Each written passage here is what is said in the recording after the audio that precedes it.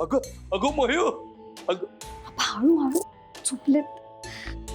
छोटे मालक परत आले. ही आनंदाची गोष्ट आहे ना का? बघा आबा, मी म्हणत होते ना, राजवीर सर नक्की परत येणार. बघा शेवटी माझंच म्हणणं खरं ठरलं. तुझंच खरं ठरलं, आमचं खोटं ठरलं. नुसतं खोटं ठरलं. तू दाखवलेल्या विश्वासासमोर आम्ही चांगले तोंडावर आपटलो.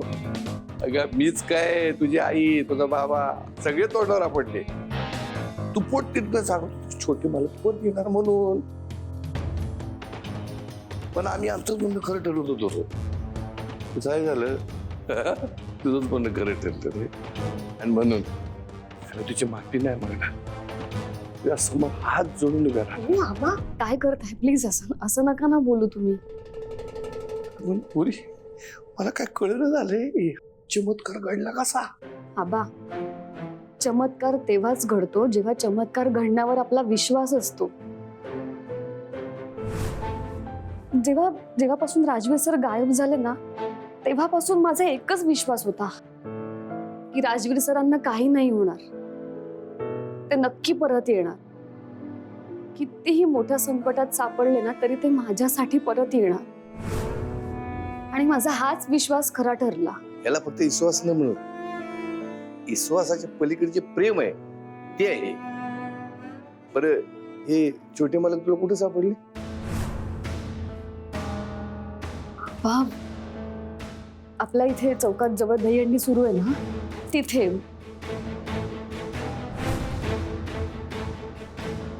मिस मयुरी,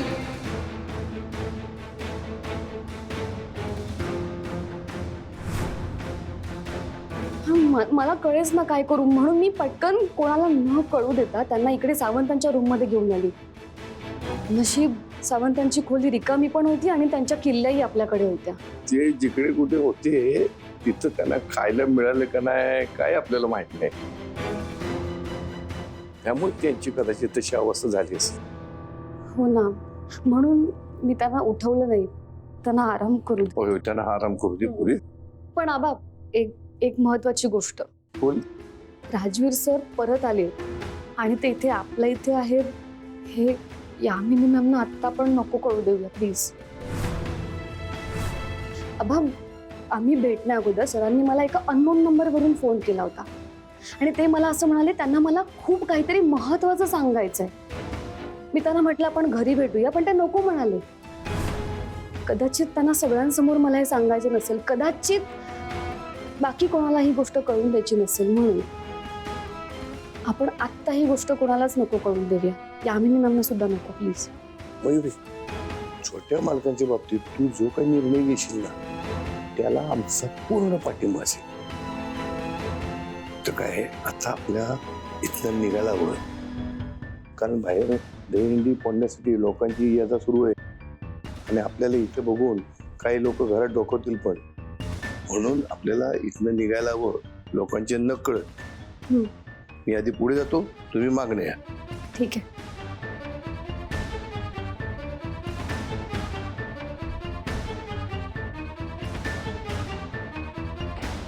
राजवीर सर, तुम्ही इथे सुरक्षित आहात.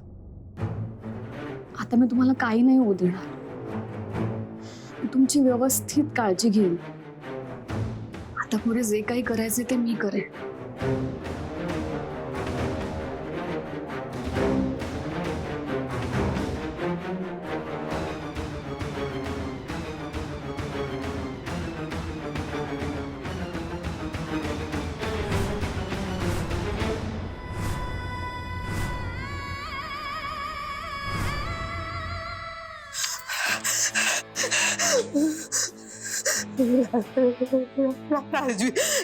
राजवीरजी होता. यामिनी तुझ्याकडे एक चान्स होता त्याला मारायचा. तुझ्याकडे बंदूक पण होती, तू का मारलं नाहीस त्याला? तो आता तुला सोडणार नाही. तू राजवीर जिवंत आहे. असा कसा जिवंत आहे तो? तो पोलिसांकडे जाणार. पोलीस तुला पकडणार. पोलीस तुला जेलमध्ये टाकणार. तुला फाशी. तू जिवंत नाही. जिवंत कसा आहे? हा त्याला तर गाडीने माझ्या समोर जिवंत आहे. बघितलं त्याला.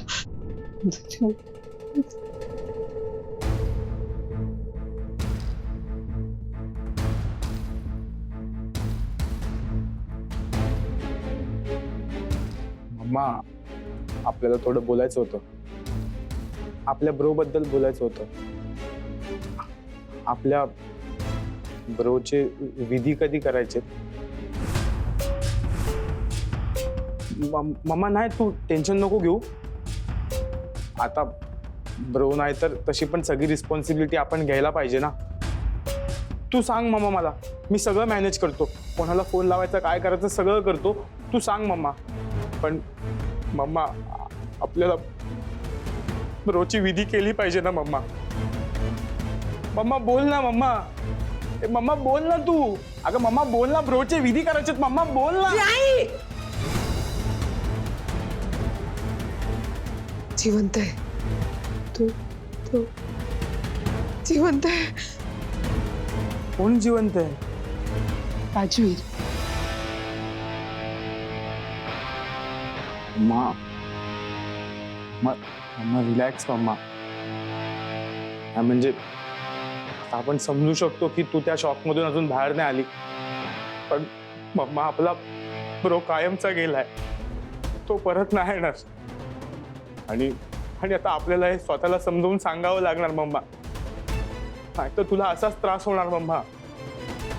तुला कळतंय का मम्मा आपण काय बोलतोय ते? मम्मा, आपण काय बोलतो? तू ना खूप थकलेली दिसते मम्मा. तू थोडा आराम करते का? नाही म्हणजे तू थोडा आराम कर, मग आपण ब्रोच्या बद्दल बोलू. हा मम्मा, मी येतो.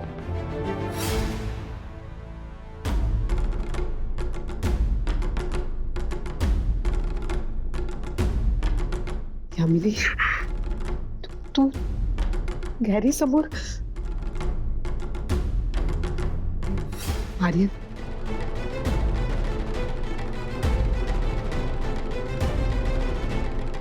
उचल फोन उचल आर्यन. आर्यन फोन उचल. कट केला. मेसेज. राजवीर जिवंत आहे.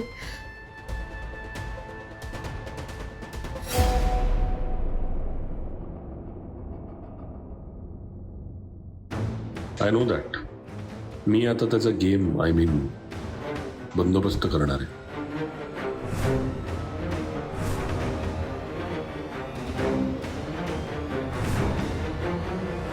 अरे चल चल चल. तू काय माणूस आहे का बेहतड आहेस बे? तुला संधी मिळाली ते गेला पळवा ना. आणि आमचं काय?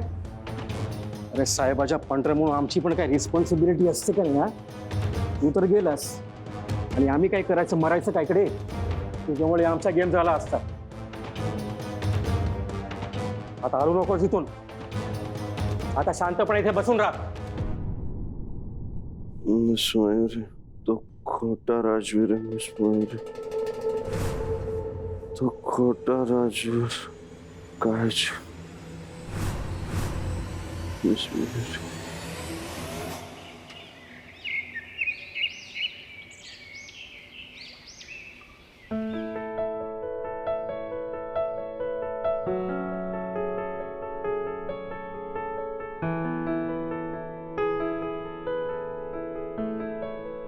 बाप्पा, बाप्पा, तुला खूप खूप खूप खूप मनापासून धन्यवाद. बाप्पा, तू माझी हाक ऐकलीस आणि माझ्या राजवीर सरांना परत घेऊन आलास. आता मला माझ्या राजवीर सरांची काळजी घ्यायची आणि त्यांना इथे सुरक्षित ठेवायचं. आणि सगळ्यात महत्वाचं म्हणजे मला त्यांना इथून कुठेच जाऊ नाही द्यायचं. आणि या सगळ्यामध्ये मला तुझी साथ हवी आहे. बाप्पा प्लीज, तू आतापर्यंत जसा माझ्या पाठीशी उभं राहिलायस तसं यापुढेही माझ्या पाठीशी उभं राहा.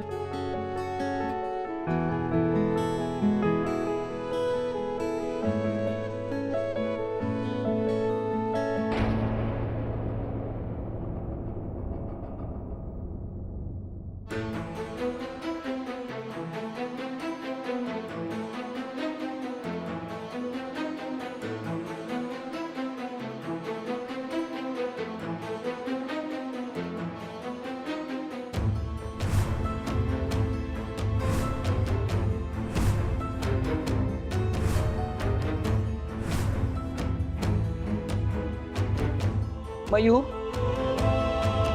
काय चाललंय हे सगळं?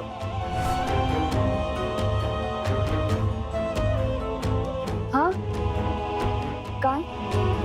हे काय आज एकदम गोडाचा शिरा केलायस म्हणून विचारते.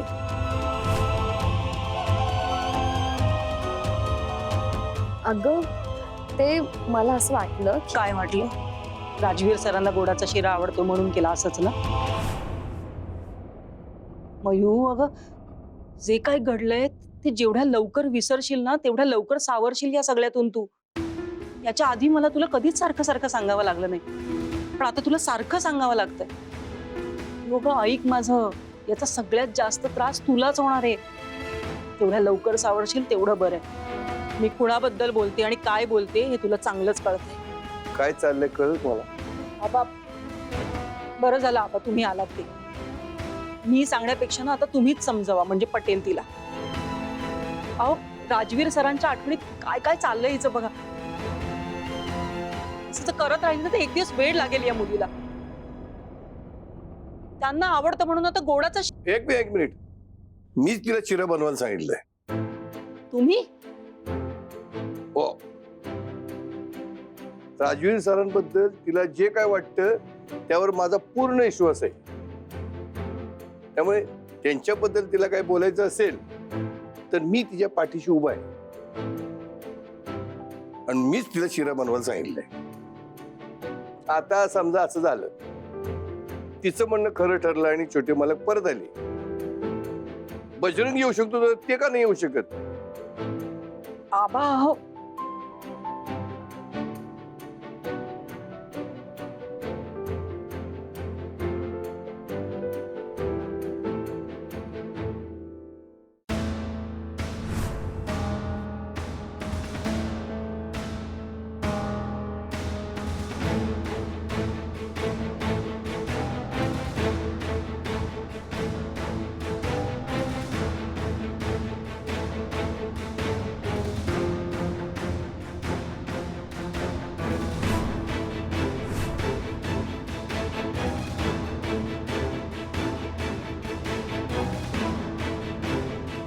मयुरी, कशी आहेस तू? तुझ्याबद्दल कळलं, खूप वाईट वाटतंय आपल्या अख्ख्या चाळीला. हा, मी समजू शकते, पण मी ठीक आहे आता. म्हणजे म्हणजे राजवीर सरांबद्दल काय कळलं का? नाही नाही, म्हणजे काही कळलं नाहीये त्यांच्याबद्दल, पण खरं काय ते कळेल लवकरच. ठीक आहे, काळजी घे. येऊ मी?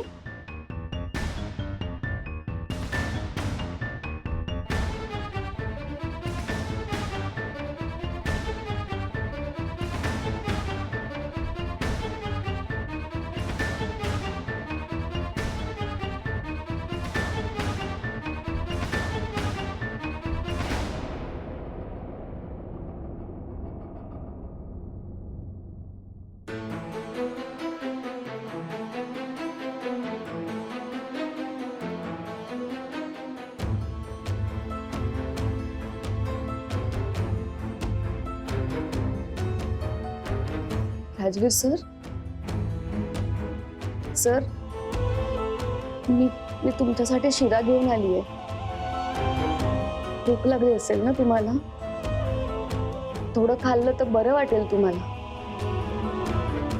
सर सर तुम्हाला ऐकू येतंय मी काय बोलतेय? मला अजूनही बरं वाटत नाहीये का सर? सर तुम्हाला माहितीये, तुम्ही जेव्हा गायब झाला होतात ना तेव्हा सगळेजण तुमच्याबद्दल वाईट बोलत होते. ते पोलीस सुद्धा असंच म्हणत होते की तुम्ही परत कधीच नाही येणार. पण मला विश्वास होता, मी माझ्या मतावर ठाम होते. मला माहिती होतं तुम्ही परत येणार, तुम्ही सुखरूप घरी परत येणार. आणि तुम्ही आलात सर. सर आता तुम्हाला असं वाटत असेल की मी माझ्या मतावर एवढी ठाम कशी. सोपं आहे सर. पहिली गोष्ट म्हणजे तुम्ही परत येणार नाही, ही गोष्ट मानायला माझं मन तयारच नव्हतं. आणि दुसरी गोष्ट म्हणजे माझ्या देवयाईचा आशीर्वाद होता माझ्या पाठीशी, तुमच्या पाठीशी, म्हणून तुम्ही सुखरूप परत आलात. कोणी कितीही काहीही म्हटलं ना तरी मी माझा विश्वास नव्हता ढळू दिला सर. मी ठरवलं होतं, एकदा का तुम्ही परत आलात ना की मायेने तुमच्या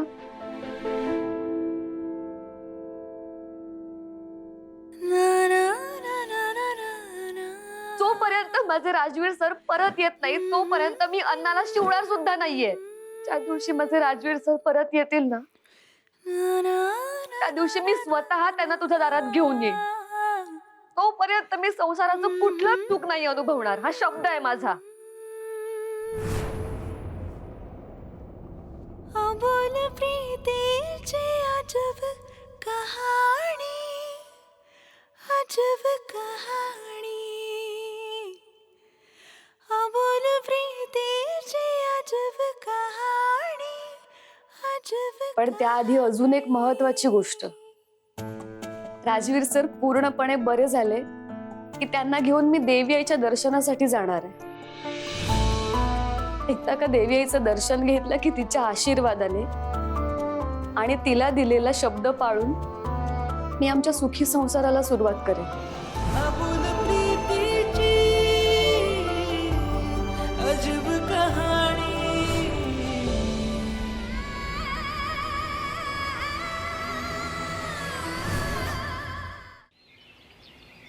आर्यन फोन उचल, फोन उचल माझा. कट केला. मत कशी झाली ह्याची.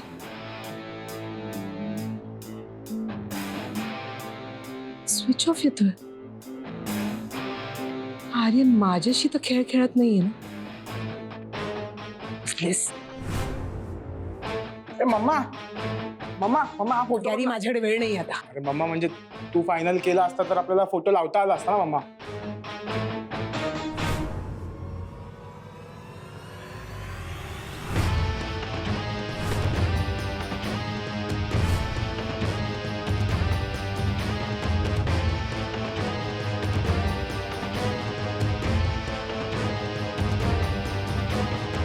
मम्मा,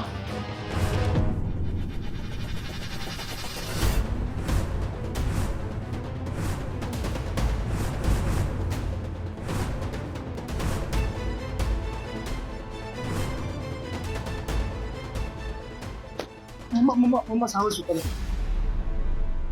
ब्रो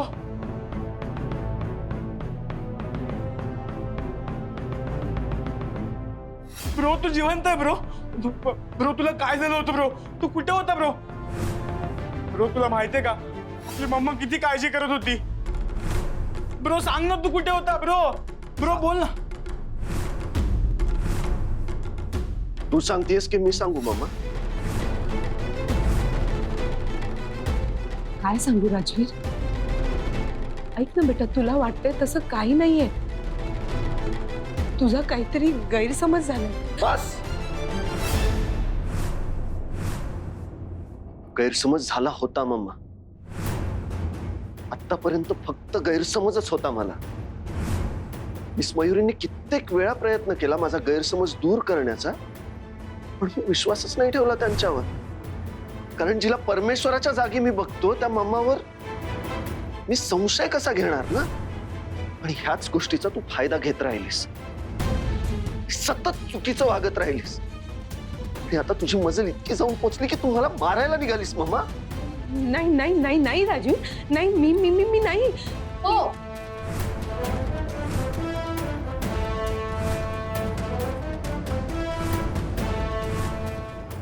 निदान आता तरी खरं बोला मॅडम.